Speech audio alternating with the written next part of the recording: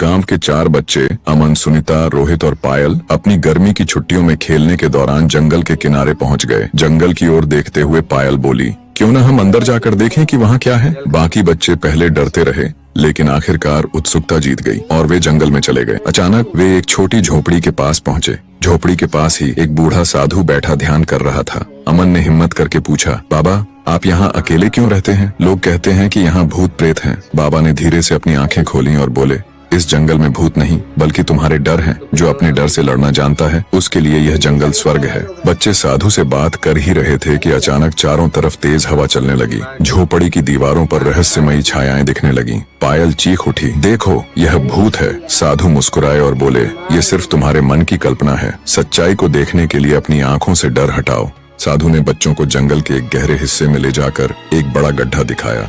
वहाँ एक पेड़ की सूखी जड़ें थीं। यही वो बरगद का पेड़ है। इसे बचाने की जरूरत है। इसे फिर से लगाओ और सब कुछ ठीक हो जाएगा। बच्चों ने गांव में जाकर सबको इस बारे में बताया। पहले तो लोग नहीं माने, लेकिन बच्चों की जिद के आगे झुक गए। सबने मिलकर बरगद के पेड़ की जड़ें वापस लगाईं और जंगल की सफाई शुरू की। धीरे धीरे अजीब घटनाएं खत्म होने लगीं। कहानी खत्म होते होते गाँव वालों को एहसास हुआ कि असली भूत उनकी खुद की लापरवाही और लालच था। जब उन्होंने प्रकृति का सम्मान किया तो सब कुछ ठीक हो गया। साधु ने बच्चों को आशीर्वाद दिया और कहा, याद रखना, प्रकृति तुम्हारी माँ है। उसकी रक्षा करोगे तो वह हमेशा तुम्हारा